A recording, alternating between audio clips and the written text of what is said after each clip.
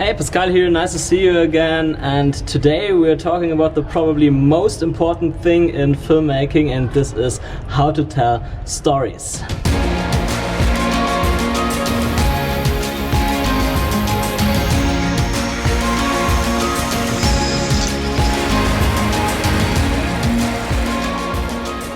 I'm right now here at Angkor Wat. This is one of the most incredible temples, I would say, in Southeast Asia, maybe also in the complete world. And we're going here for sunrise. This is what I'm seeing right now. I will blend in some videos of, or some clips of the view that I have here right now. I'm shooting a time lapse, but this is not what we're talking about right now, at least. In the future video I could probably do a time lapse video. So today we're talking about storytelling, and like mentioned in the intro, this is the most important thing in filmmaking. Like, even if your camera is not set in manual mode, if something is not well exposed or it just doesn't look that good, as long as it tells a story and it has some emotions that captures people's attention, then your video usually works fine, even if the quality is not perfect, like mentioned before.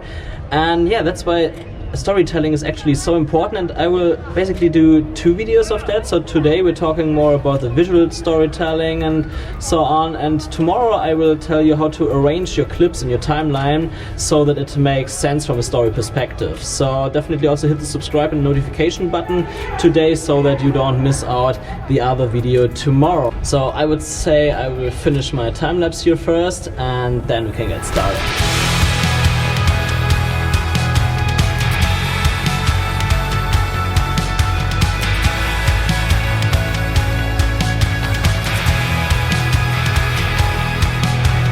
So we've been at Angkor Wat and Angkor Thom. It's a great trip so far, and yeah, let's talk about storytelling. So the first thing, and that's really important when it comes to storytelling, is the big part, like the big story in your videos. And the first thing that you should think about when you talk about that is, like, what's the point of your video? Like, what is your video about? It can be, of course, in a tutorial like that now. Today I'm talking about storytelling, this is the point. But sometimes it's a bit more complicated when you have like travel videos. So for example, a good way to think about the point of your video could be the emotion. What do you want your viewer to feel? And one good example is here, for example, the My Year 2016 video from Sam Calder. I think you probably saw it when you like travel videos. And in this video it should inspire, it should make people want to travel and so on. It should just make them feel like excited. And he does that very good by arranging all the clips in the shot. Of course, he does it with transitions and with all these epic shots of there, because in this video really the shots matter a lot, but he also combines all the shots really good. So in that video it's a bit more complicated to see this actual story because it's more cut together of a year. But friends are calling me where I should go. In that video it's a bit more complicated to see the story really, because it's more like a cut together. And this video is really more of the feeling itself, but he does that really good by making this feeling simply because he shows all these epic shots and he puts them together in a way that really fits. But I would say in your usual videos, also the videos like that I do here now, there you should really think about a purpose. So when you do a travel video, for example, then what is the travel video about? Is it just about I do that, I do this, blah blah, this is boring. It should be about something like, come on, we're going exploring the city right now, and then you can take the viewer with you. Or it can be about the best places where you can go in a city or in a country or whatever. Like, just give this video a single point, and then the storytelling becomes a lot easier directly.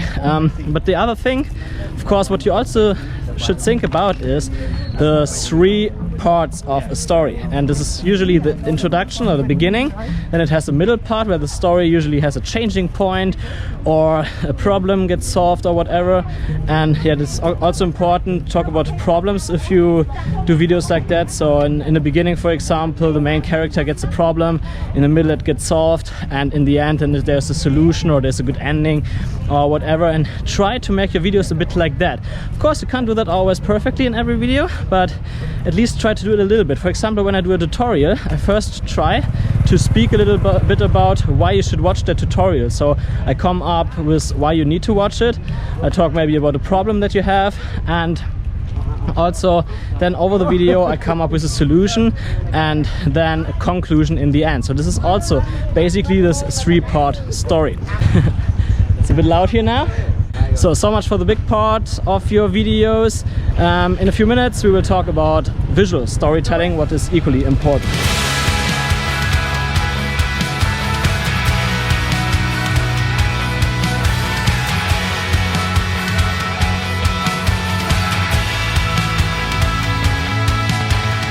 So we're back at the main temple again, and before I tell you something about visual storytelling, I want to give another example of the 3-step storytelling that I told before, and that is in one of the last videos that I posted, which is the 2018 recap video. You probably saw that on the channel if you're following for a while.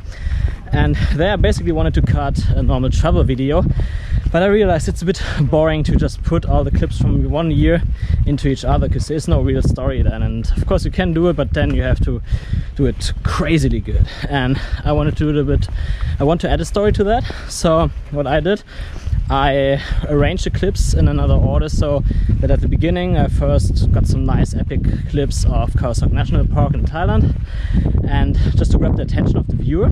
And after that I inserted some clips of hard workers and then some general travel clips, and in the middle I used some clips of me and my brother using our cameras. So I did that because then I can insert a voiceover later, and I started by talking about that all the people are just working and they're not really happy in their life and so on. So I came up with a problem, and then in the middle of the video I came up with a solution that at least works for me by doing filmmaking, because it keeps me a bit more in the moment, makes me go out and so on. So there I presented the solution. It was like a turning point.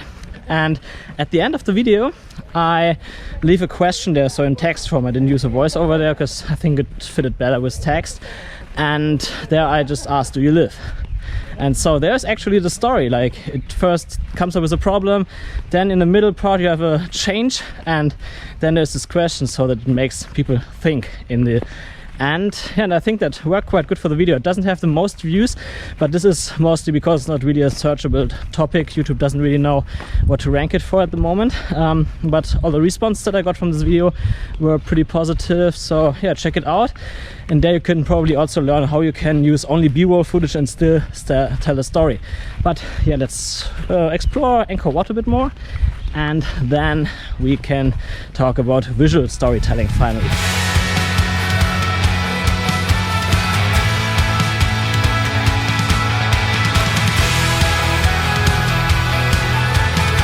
So, going back from Angkor Wat, it was great, got some great shots, and yeah, I look a bit more like a real man right now, found a good hat. And yeah, let's talk about visual storytelling. So at first, visual storytelling is a pretty important but also pretty difficult topic, and that's basically because you have to keep your overall story, or better the scene that you're shooting right now, in mind, and then you really have to ask yourself how every single shot fit into that overall story and into the big picture. And to make it a bit easier for you, what you can simply do is that you divide your movie, your video, whatever you do, into different scenes. So like a cinema movie, you have first scene, second, you have a lot of scenes in every cinema movie, because then you have a better structure in your video. I also do that. I write down all the topics for the vlogs that I shoot right now, like all those small headlines that I want to cover, and then I have my notes app. I can open it, okay, now I talk about that, so that makes it a bit easier for me. And then, like, this is not visual storytelling, this is just to help you a little bit, to make it a little bit easier. But what you do then you know for every single shot how it affects your scene, and you can think about that. So how do you do that? So I mean, we basically talked about it yesterday, about how to frame your shot.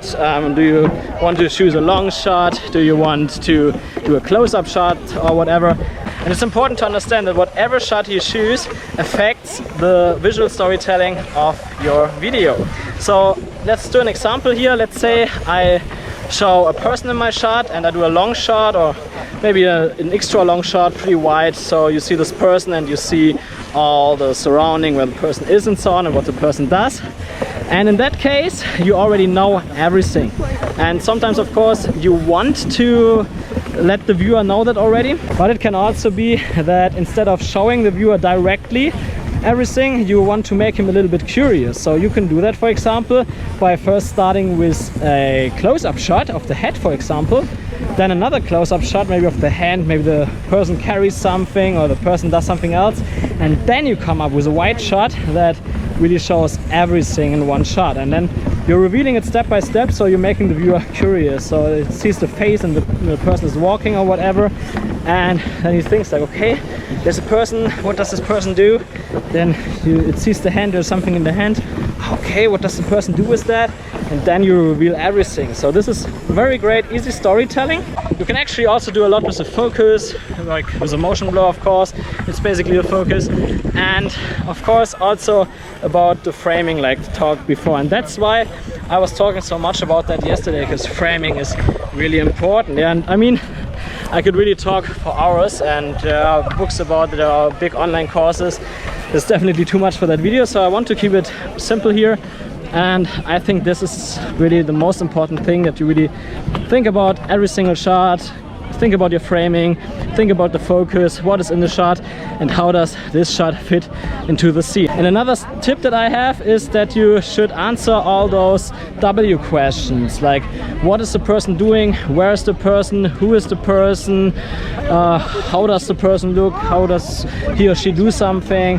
All of that matters a lot. Of course, it gets a bit more of course it gets a little bit harder when you, for example, you don't have a person in your shot, you want to reveal something else, but even then you can do it, like I told you before with the B-roll that I choose on my 2018 recap video. So there's always an option, and you really have to think about every single clip, how it affects the scene and how it affects the overall story. So back at the hotel, and yeah, time to chill a bit at the pool, but let's come to a little conclusion here. So for storytelling, at first think about this one thing that your video is about, then think about these 3 steps, like what's the problem, what's the middle part, and what's at the end or conclusion or whatever.